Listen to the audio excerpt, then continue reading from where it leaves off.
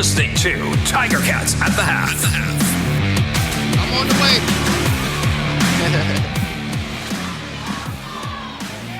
21-9, the Montreal Alouettes leading the Hamilton Tiger Cats at a misty Tim Hortons Field. It is the home opener. Fans are really, really excited about this one. Bubba O'Neil along with Andy Fantuz, and we have had a play, or at least a half of, we talk about explosion plays, and the Tiger Cats have delivered, but unfortunately, the Alouettes have responded and did so in the second half, and the second quarter.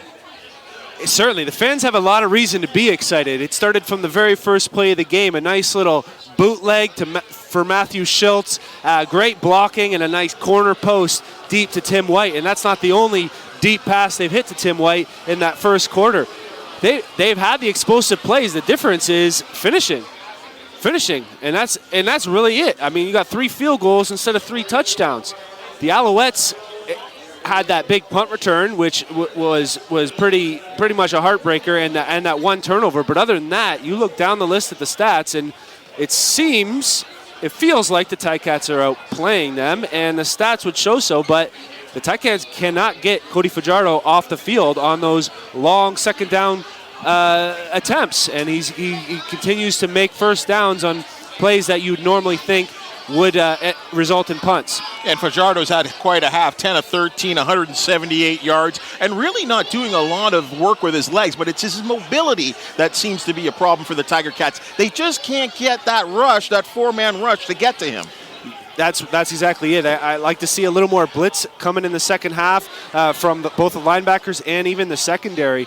The contested deep balls against the Ticats have been pretty even. I think that defense, other than that one slant pass that missed the tackle and went deep, the Ticats defense has been playing all right.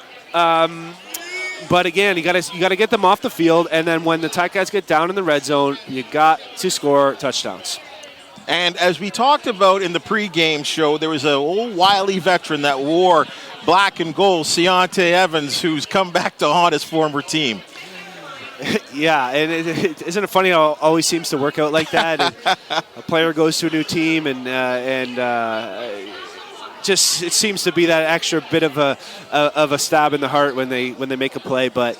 Especially when it ends up costing you points in the end, and we've talked about this all season, and the fact that the turnovers are resulting in points for the other team. Yeah, that complimentary football. It's a weird thing in football that it happens, but it's real. It is the momentum and that flywheel starts turning, and there you go. It's 21-9. Even though you look at the stat sheet and you think it's even, if not the Ticats in favor, other than that turnover and that punt return. Let's look towards that second half. What do the Ticats have to do to get themselves back in this game and send the home crowd happy? Well, they got to get Montreal off the field in those long second down conversions. That's the number one thing, and get some more pressure on Cody Fajardo one way or another. So if that D-line can get there with 4 rushers, great. If not, Mark Washington needs to dial up some more blitzes and put some more pressure on, because he's figuring out a way, and he's getting comfortable in the pocket and like you said, moving around a bit, but figuring out a way to pick apart this defense and could stay on the field. So if they can get Montreal off the field, that'll go a long way, and they'll be fresher because there'll be less plays, and the Ticat offense will have more opportunities to work. I mean, you look at Matthew Schultz, 217 yards in that first half. Outstanding. Yeah, that's outstanding. And the long plays, the short plays, he's taken a lot of hits. That's the one thing I'd say, but you got to give him credit. He's standing in there and delivering the ball. One of the things the Tiger Cats did last season, which I think was very successful, and they brought back as a program this year, to look back at the past, and something called the Ticats Alumni of Distinction. And who we have this week is someone really special. Like, we've had some Hall of Famers, like just great guys, but generally they're done. Like, they've done their career. For the first time, we have someone where I'm not quite sure his career is quite done.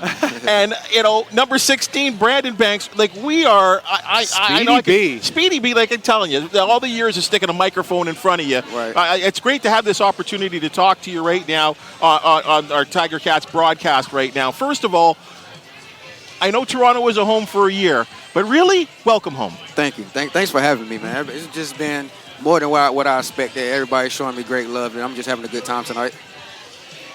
Speedy, you were actually a game changer. Like, you changed the game, not just an individual game, but the way the game was called, coached, the players. Like, you're an inspiration to so many people because of how you played the game and because of just your physical stature. Right. Quite frankly,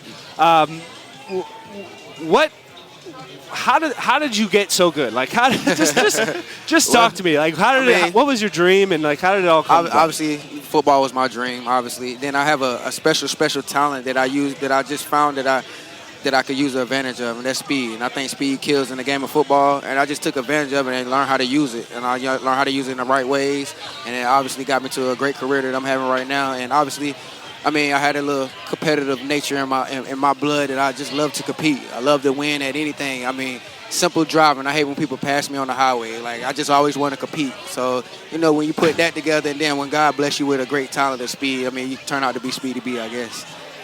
What does it feel like to be back here in Hamilton and be at the stadium? And I can't imagine you even got a chance to watch too much of the game because everywhere.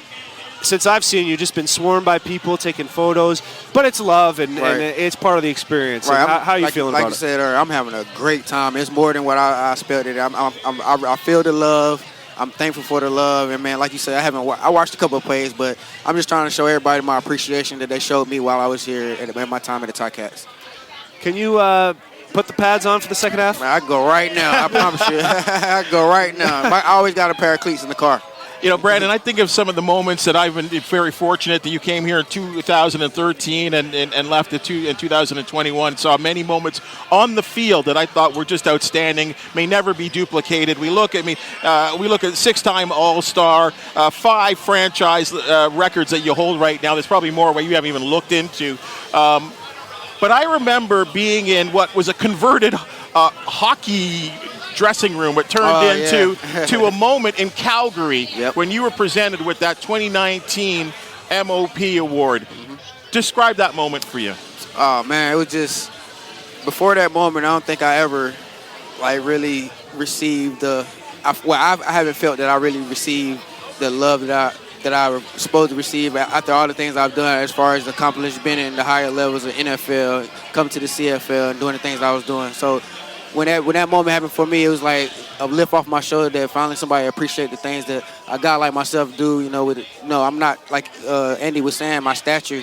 I was doing things that 6'2", 95-pound receivers would do. So I was just. I got to remind people, you're 5'7", 150 pounds. So I was just happy that somebody realized how good I was, and at the same time it was an honor. At the same time, a humble honor.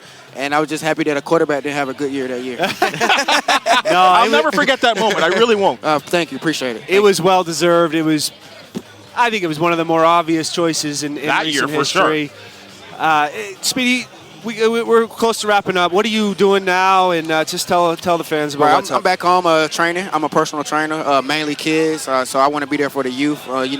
The way the world going nowadays, the youth, man, they need guys and positive influence in our life nowadays. So I'm just working on trying to build myself a gym and be a personal trainer and be able to give game back to the younger kids that's coming up and want to have the same dream that I have. So just trying to stay busy and keep my mind occupied. Brandon, there's people lined up here that want to talk to you. Thank you so much for taking the time to join us here. Enjoy your day. You certainly deserve it. Ticat, great all in all. Speedy B forever, man. Thanks for having me. Love you, brother. Thank you. Folks, as we get ready for the second half, it's the Tiger Cats down 21-9. Coming up next, RJ and Luke from the broadcast booth. And yes, we are streaming live on the Ticats Audio Network.